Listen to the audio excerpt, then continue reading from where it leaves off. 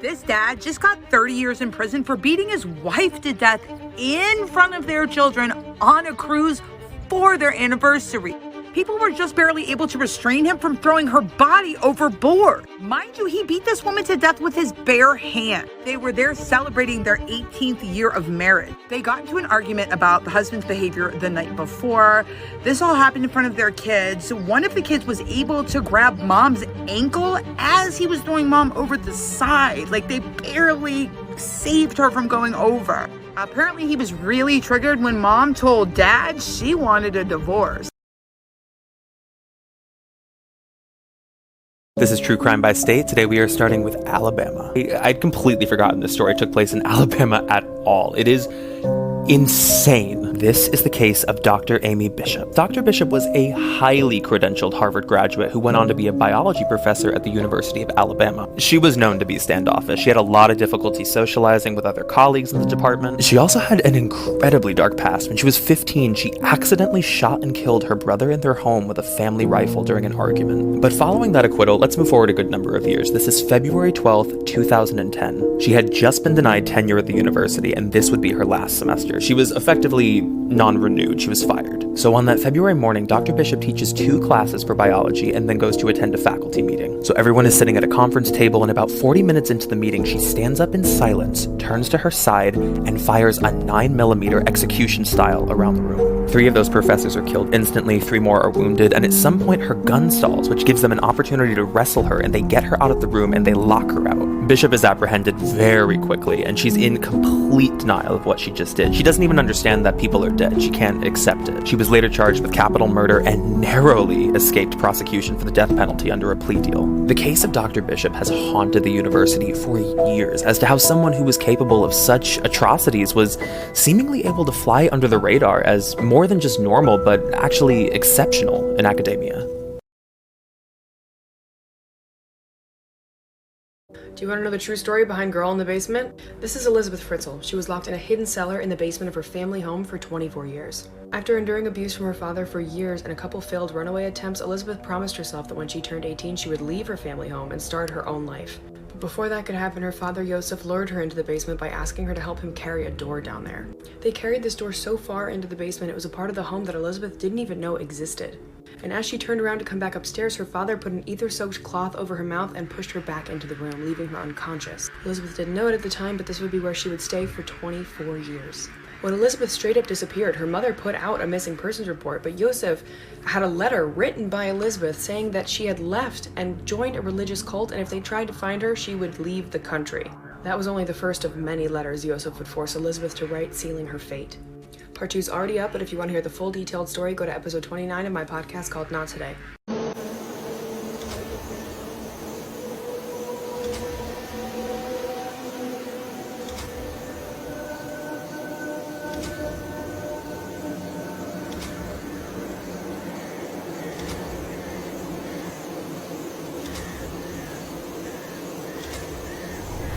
Craig Nelson Ross Jr. has officially been charged with kidnapping in the disappearance of 9-year-old Charlotte Sena.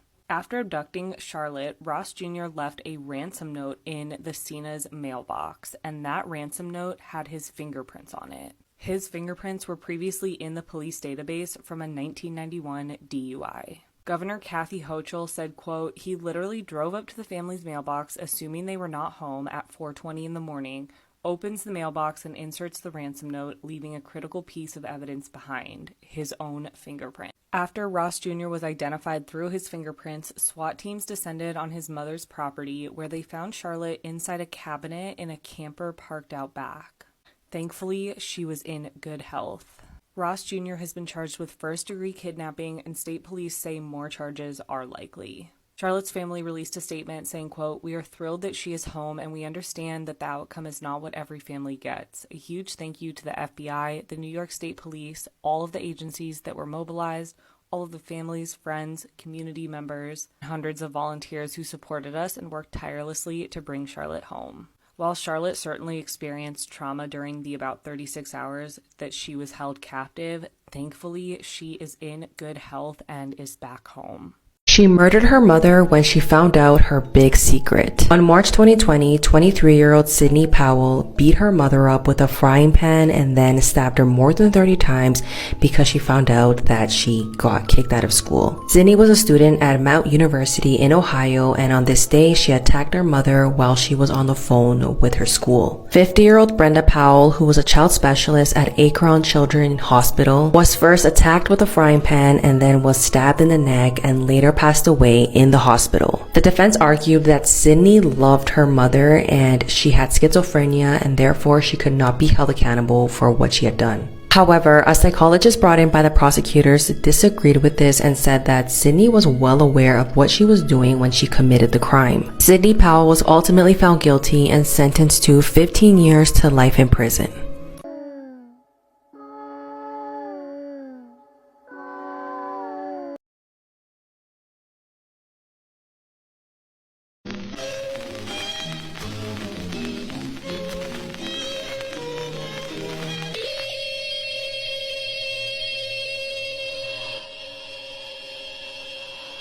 Ionized Yeast presents Lights Out. Everybody. A teacher who gave birth to a student's baby has been arrested for rape. 33-year-old Louisiana teacher Morgan Fresh was arrested on Tuesday after she gave birth to a child who was allegedly fathered by one of her own students. The incident, which dates back 2 years, alleges she was impregnated by a 17-year-old student who would have been 14 years younger than her. On Tuesday, she turned herself in and was charged with counts of third-degree rape and oral sexual battery, as well as 4 counts of felony carnal knowledge of a juvenile. This man murdered his ex-girlfriend by throwing her off a balcony. It was Valentine's Day 2020. Well-known Hollywood therapist Dr. Amy Harwick was letting her hair down with friends at a burlesque show. When the evening was over, she headed back to her Hollywood Hills home. However, the 38-year-old had no idea of the horror that awaited her. Amy was hugely successful and widely known. She was also once engaged to famous comedian Drew Carey, and she was used to being in the public eye. However, her life was far from picture perfect. After splitting with her ex-boyfriend Gareth Pursehouse, she'd been forced to take out 2 restraining orders due to his behaviour. She had once written in an email that he was obsessive and scary. When she returned home on the night in question at around 1 a.m, the now 45-year-old was waiting for her. Terrifyingly, Gareth strangled her in her 3rd-floor bedroom. It's believed that when Gareth heard Amy's roommate screaming to try and get help, he then threw her 20 feet over the balcony. Amy landed on the patio and police officers and ambulance raced to the scene. She was rushed to hospital but tragically died 2 hours later. Gareth's DNA was all over the crime scene, and clearly Amy had previously expressed concerns over his behaviour. He has now been found guilty of her murder and is facing a life sentence. Tamia Taylor was a 21-year-old mother of 2. On the evening of Saturday, September 9th, she embarked on a trip to Memphis, Tennessee in celebration of her 21st birthday. She was accompanied by 3 friends. Allegedly, the 3 friends were Shanquilla Drake, Kanisha Poole, and Quindara Jenkins. They boarded the Island Queen booze cruise at around 11:30 p.m., and the cruise was a 2-hour cruise along the Mississippi River. Now, Tamia was seen on video at the time that the cruise came back to the harbor in Memphis, but when the friends got off of the boat, Tamia was nowhere to be found. Initially, her friends informed her mother, Deborah Taylor, that they were uncertain about her whereabouts, saying that they had lost her. Additionally, they claimed that Tamia had gone upstairs to the 2nd floor to use the restroom, and she left her phone on the table. Now, her friends say that they picked up her phone and they waited by the bathroom door for her to return, but eventually they left without Tamia. On Saturday, September 23rd, a body was found on the Arkansas side of the Mississippi River. Sadly, the body was identified as Tamia Taylor. Now, according to a WREG article, the Memphis Police Department does not expect foul play, which is honestly baffling to me. Now, at this time, no further details have been made public. The sources for this video were Action 5 News and WREG. This is such a sad update to this case, and Tamia Taylor's family, they deserve answers because someone knows something. They know what happened to Tamia. My thoughts and prayers are with Tamia Taylor's loved ones, especially her children. We have literally hit a point in society where people are filming themselves committing murder, posting it on social media for attention, and still thinking they're gonna get away with it. This is one of the most disturbing cases I've seen in a while, and because of our generation's relationship to the internet, I think it's going to become increasingly more common. This is about the murder investigation involving 2 teens in Las Vegas. At 5:30 a.m. on August 14th, police received a call about a hit and run. A 72-year-old man was riding his bike when he heard a car start honking behind him. He saw the car speeding towards him in his rearview mirror and tried to avoid it, but the teens still hit him. He sustained a knee injury, but nothing life-threatening. That same vehicle, as you can see here, later rammed into a white Toyota. They speed away and eventually come upon a 64-year-old Andy Props riding his bicycle. The 16-year-old passenger films as the 17-year-old driver speeds up and strikes Andy, who flips over the vehicle and lands behind them in the road. Police say he was thrown about 96 feet. And while all of this happened, the teens were laughing excitedly about this, and they even filmed Andy's body lying in the street. He passed away in the hospital shortly after. The driver was arrested the same day, but authorities didn't know about the video until a couple weeks later, when a school resource officer saw that the video was going viral on social media. He handed this video over to police, and they were able to use that information to arrest the 16-year-old passenger and charge both of them with murder. Now that the teens have been identified, we're learning a lot of new details about their past. The driver has been identified as Jesus Ayala. When he was taken into custody, he told officers he'd be out in 30 days. Because the juvenile system would give him a slap on the wrist.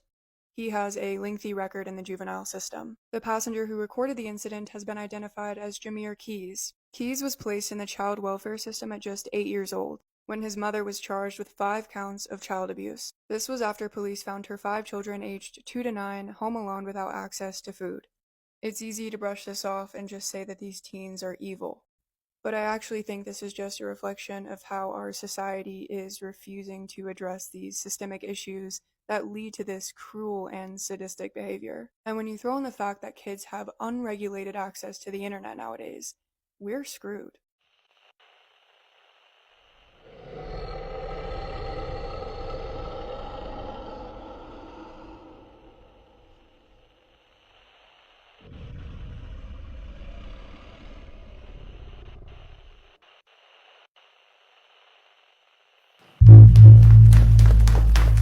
Congratulations, you're once again back on Criminal TikTok, and today I'm going to be teaching you how to fake your own death. Step number 1, establish a good reason for faking your own death. Make sure it's something that you absolutely cannot come back from, because once you fake your own death, you can't necessarily just show back up. So if a waiter hands you food and says enjoy your food and you actually say you too, probably fake your own death. Step number 2, make sure to travel somewhere far away. The further you are from your current location, the harder and less likely anyone is to come look for you, even if they're very close friends or family. While you're still in touch with your friends and family, make sure to ask them for a little bit of money so you could book this cruise ship. Why a cruise ship, you might ask? Statistically, tons of people go missing from cruise ships every year. So if you hypothetically got a little boat to follow the cruise ship and then jumped overboard and hopped on the little boat and left, everyone assumed you just get lost at sea. And now that you tricked everyone you knew, you're now free to roam the world as a dead person. If you enjoyed this video, make sure to drop a follow and tag a friend who you disappear with. This father and son were brutally murdered on camera by the cartel. Before I get started, I just want to say this is definitely the worst cartel video on the internet. The video that I'm about to explain to you was uploaded sometime in 2018. The setting of the video is in some sort of forest. The video begins with both men kneeling on the ground with their hands tied and their mouths gagged. The father and son are then questioned by their captors, and soon after the father is beaten by what looks like a 2x4 or something along the lines of a big wooden stick. And when I say beaten, I mean beaten. They are not taking it easy on him at all. Soon after this, the father is decapitated right in front of his son with a knife. The knife isn't too big, but the worst part about this whole video is the son's reaction to watching his dad get beheaded. He was crying hysterically and wailing as you would expect, but it really stuck with me because it's a different kind of crying I've never heard before. The father, who is now beheaded, is completely covered in blood and is obviously dead. His son continues to cry hysterically, but what's about to happen to him is absolutely sickening. Please never go looking for this video because what I'm about to explain is extremely disturbing. After decapitating and killing the father, they move on to the son, but they don't decapitate him. They actually begin to flay him, which is far more painful and a prolonged way to die. This is how they tortured people back in the medieval times. The killers basically take knives and just start slicing off the skin from the boy's chest down to his abdomen, and completely skin him alive. They remove all the skin in that area as well as huge pieces of flesh, and throughout this whole process, the son was alive and conscious. He would sometimes drift in and out of consciousness from the pain and loss of blood, I would assume. Sometimes he would appear lifeless, and other times he would react to what they were doing to him. It got to the point where they skinned the boy so much that you could literally see his organs moving, and they started removing them. For example, you could see his lungs inflate and deflate. It's honestly just horrifying to watch. The killers then take a knife and cut out the son's heart and hold it up to the camera. And the heart is still beating continuously. They then hold it up for a few seconds, and the video then concludes. I really urge you to not go looking for this video because it's truly a sickening video that nobody should have ever seen. I've never seen anything this horrendous and inhumane in my life, and trust me, you don't want to either. There's something about hearing a son whimper and scream watching his dad get decapitated that really made me feel uneasy. It really can't be described or recreated. This is by far the worst cartel execution video out there, and rest in peace to this father and son. Nobody deserves to go this way. We have literally hit a point in society where people are filming themselves committing murder, posting it on social media for attention, and still thinking they're gonna get away with it. This is one of the most disturbing cases I've seen in a while, and because of our generation's relationship to the internet, I think it's going to become increasingly more common. This is about the murder investigation involving two teens in Las Vegas. At 5:30 a.m. on August 14th, police received a call about a hit and run. A 72-year-old man was riding his bike when he heard a car start honking behind him. He saw the car speeding towards him in his rearview mirror and tried to avoid it, but the teens still hit him. He sustained a knee injury, but nothing life-threatening. That same vehicle, as you can see here, later rammed into a white Toyota. They speed away and eventually come upon a 64-year-old Andy Props riding his bicycle. The 16-year-old passenger films as the 17-year-old driver speeds up and strikes Andy, who flips over the vehicle and lands behind them in the road. Police say he was thrown about 96 feet. And while all of this happened, the teens were laughing excitedly about this, and they even filmed Andy's body lying in the street. He passed away in the hospital shortly after. The driver was arrested the same day, but authorities didn't know about the video until a couple weeks later, when a school resource officer saw that the video was going viral on social media. He handed this video over to police, and they were able to use that information to arrest the 16-year-old passenger and charge both of them with murder. Now that the teens have been identified, we're learning a lot of new details about their past. The driver has been identified as Jesus Ayala. When he was taken into custody, he told officers he'd be out in 30 days because the juvenile system would give him a slap on the wrist. He has a lengthy record in the juvenile system. The passenger who recorded the incident has been identified as Jameer Keys. Keys was placed in the child welfare system at just 8 years old, when his mother was charged with 5 counts of child abuse. This was after police found her 5 children aged 2 to 9 home alone without access to food. It's easy to brush this off and just say that these teens are evil. But I actually think this is just a reflection of how our society is refusing to address these systemic issues that lead to this cruel and sadistic behavior. And when you throw in the fact that kids have unregulated access to the internet nowadays, we're screwed.